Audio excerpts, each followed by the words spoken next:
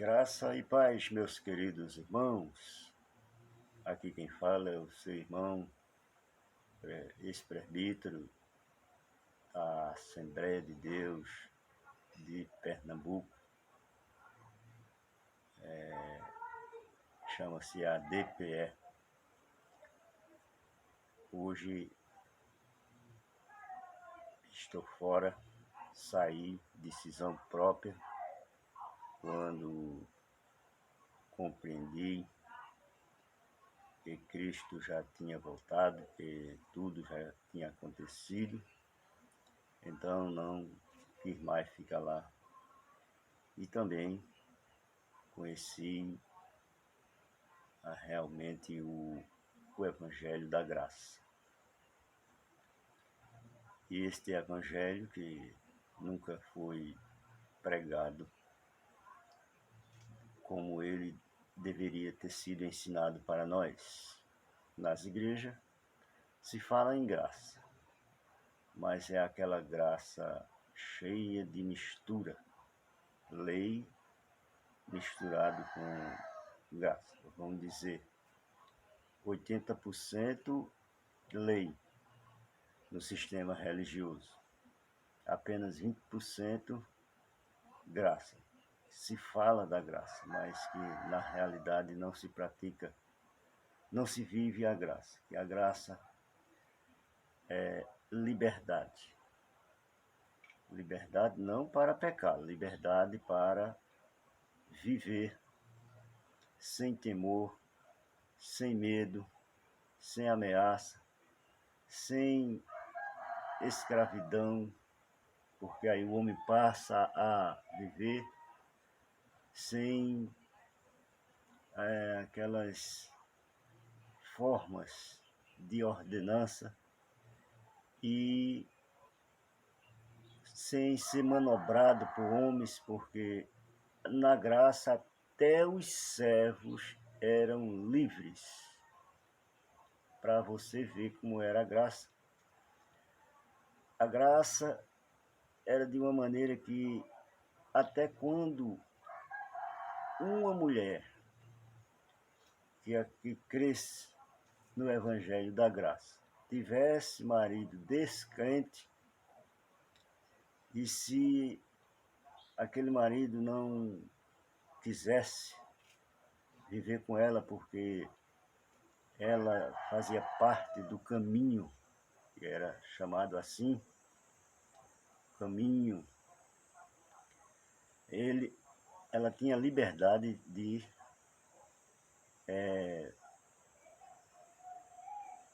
deixar aquele marido.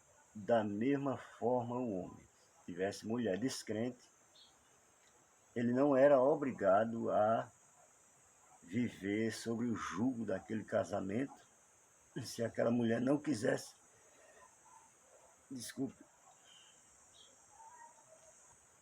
Se aquela mulher não quisesse morar com ele, achasse ruim, porque ele fazia parte desse caminho que ele chamava, né? Que era a seita do Nazareno, chamava seita, chegaram até a chamar, mas era o caminho da verdade, era o caminho da graça, que era crer no Cristo e seguir o Cristo.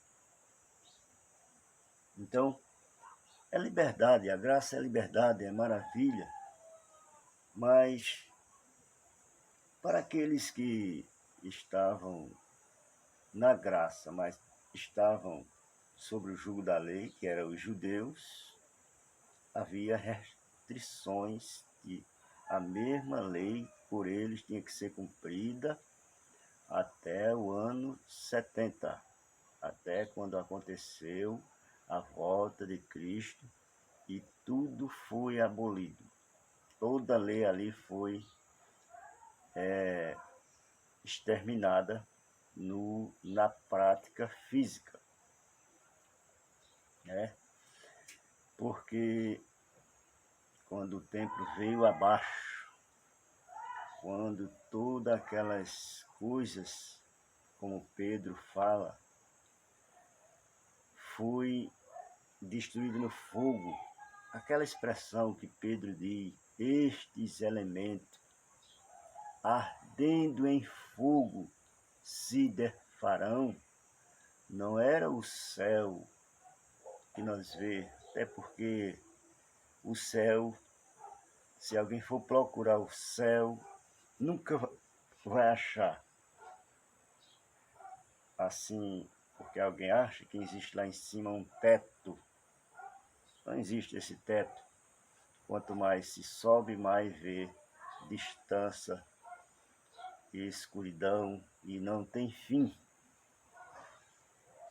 No pensamento das pessoas, pode pensar que existe um teto. Não. O céu que se fala é tudo que está acima de nós. Que no início lá da Escritura, no Gênesis, se chama a expansão. É sem fim. Agora tem o seu exército, tem sua composição, que é as estrelas e Sol, Lua e os demais planetas que são estrelas, né? E isto é a composição do céu. Mas o céu, que é o lugar de Deus, e é um lugar que para nós humanos, com esses olhos carnais, nós nunca vai ver, só quando nós partimos deste mundo, então aí veremos este céu tão falado, né? Porque vamos para lá, todo aquele que ama Deus. Veja, eu vou mostrar aqui agora essa palavra que estou falando. Então, veja o que diz aqui em João, 1 João, primeira carta de João, capítulo 4, a partir do versículo 5 até o versículo 17, porque é o que eu vou falar neste versículo 17. Mas o versículo 15 diz: qualquer que confessar que Cristo é o Filho de Deus, Deus está nele e ele em Deus. E nós conhecemos e cremos no amor que Deus nos tem. Deus é amor e quem está em amor está em Deus e Deus nele. Nisto é perfeito o amor para conosco, para que no dia do juízo tenhamos confiança, porque qual ele é, somos nós também neste mundo. Aqui está esta palavra que estou querendo falar. Vou falar um pouco no versículo 15, onde vai falar esta palavra que eu estava falando.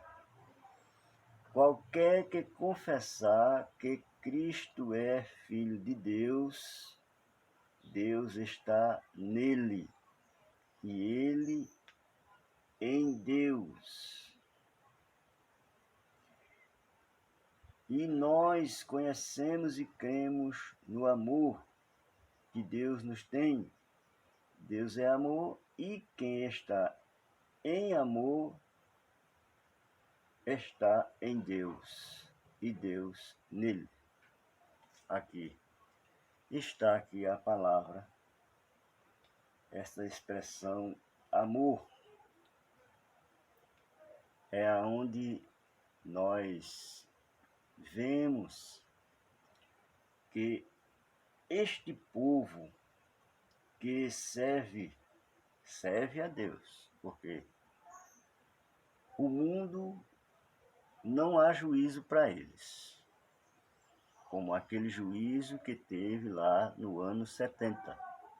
Porém, este mundo, meu amigo, meu irmão que está do outro lado vendo, ele não deixa de ter a sua punição.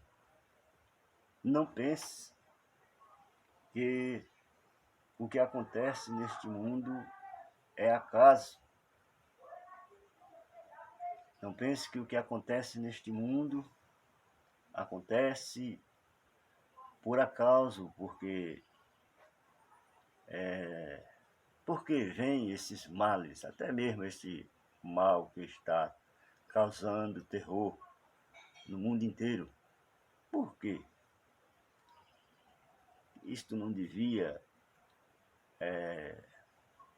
ser evitado, ou seja, pelo próprio Deus.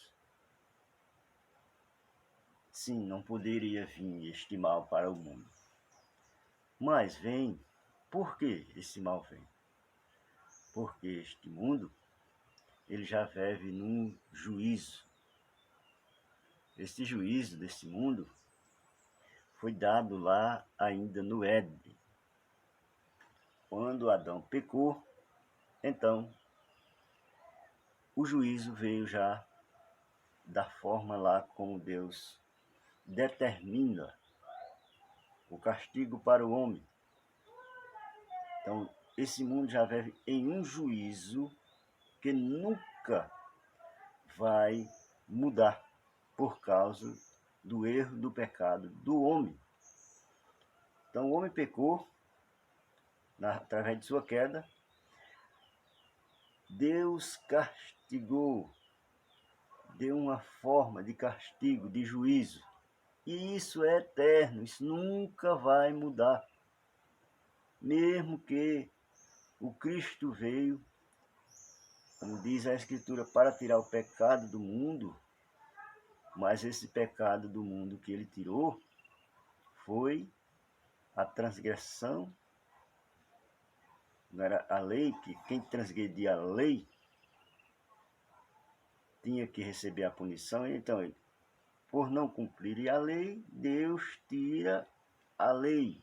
Aí, naquela forma de castigo, de juízo que tinha de haver por descumprir a lei, aí ele tirou a lei e isentou o povo do juízo, do castigo das pessoas que violavam a lei. Mas quem era que estava debaixo desse jugo da lei? Era o mundo, porque a expressão de Deus tirou o pecado do mundo, aniquilou, de Israel. E o mundo já vivia nesse juízo que eu estou falando aqui. O mundo já vive neste juízo que eu estou falando aqui. Israel que transgredia a lei, transgrediu a lei, quebrou a aliança com Deus, recebeu o juízo. E o mundo que estava ali envolvido com Israel teve a participação do juízo, porque ali estava todos englobados. Mas hoje, este mundo, ele vive no seu juízo lá ainda, quando Deus dá aquela sentença a Adão. Ora, mas não já foi resolvido tudo? Foi resolvido. Mas esse mundo humano, em que vive em carne, ele vai ter esse juízo, esse decreto que foi dado lá até o fim da vida de cada pessoa. Não é o fim do mundo, porque esse mundo não acaba. Esse mundo também é eterno. Porque ele disse a Noé que aquela aliança, aquele concerto, tudo ali que ele fez com Noé foi eternamente, para sempre. Foi o concerto que Deus fez com o homem. Mas quando Deus deu a sentença lá a Adão porque ele pecou, que a terra produzia a ele espinho e cardo, pronto, aí está, meu amigo, as consequências que vêm sempre. Vem enfermidade, vem toda espécie de males para a humanidade. Isso é porque Deus não quis terminar, não quis destruir. Mas vem as consequências. Vem as consequências de toda essa desobediência da humanidade. Mas aqui, como eu falei, quem está em amor, Deus, vou ler o versículo do começo. E nós conhecemos, isso dizia João para aqueles que ele escreveu. Eu entendo isso aqui. Mas que a palavra de Deus, ela pode ser utilizada por nós que cremos em Deus? Sim, podemos sim. A palavra não acabou de forma nenhuma. Ela hoje voga para nós vermos e espelharmos nela. Então aqui diz: nós conhecemos e cremos no amor que Deus nos tem. Deus é amor e quem está em amor está em Deus e Deus nele. Pronto. Se a palavra de Deus está em nós, Deus está em nós. Se nós vivemos nesse amor que Deus nos ensinou, Deus está em nós, em nossos corações. Então, se nesse vídeo que você ouvir aqui ficar, eu creio que pode vir algum questionamento nesse vídeo, aí nós podemos ainda chegar mais às claras desse assunto em outro vídeo, né? Sim. E este povo aqui agora, como eu quero falar no assunto que eu quero chegar, que estava sobre este juízo. Veja como era que eles tinham que estar para não passar por este juízo. No amor. O que era o amor? O amor de Deus, que era agora a salvação mediante Cristo. Cristo era o amor de Deus. A graça era o amor de Deus, como diz a palavra, derramada em nossos corações. Todo aquele que cresce, que lá em Paulo diz, tanto judeu como grego. É o evangelho da graça, o evangelho do reino, que também é o evangelho, não deixava de ser o evangelho da graça. Só que o evangelho do reino em graça pregado para os judeus, que eles tinham que cumprir toda a obra da lei, e o evangelho da graça para os gentios, que obedeciam sem cumprir a obra da lei. Livre das ordenanças. Eles já eram livres da ordenança, mas quando a graça chegou, esse evangelho do reino em graça chegou para os gentios, os judeus não quiseram aceitar que eles também tivessem o direito do reino dos céus, como eles tinham, sem praticar as obras da lei.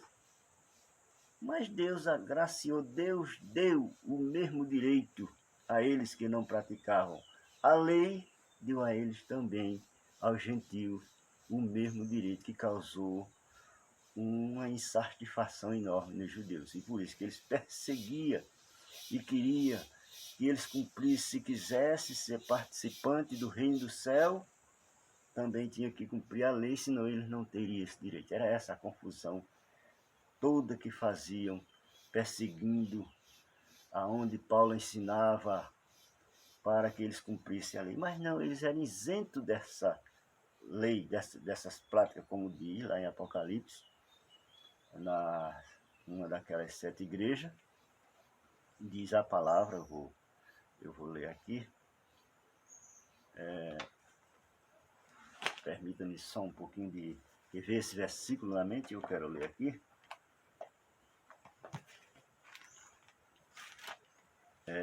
Apocalipse, capítulo 2.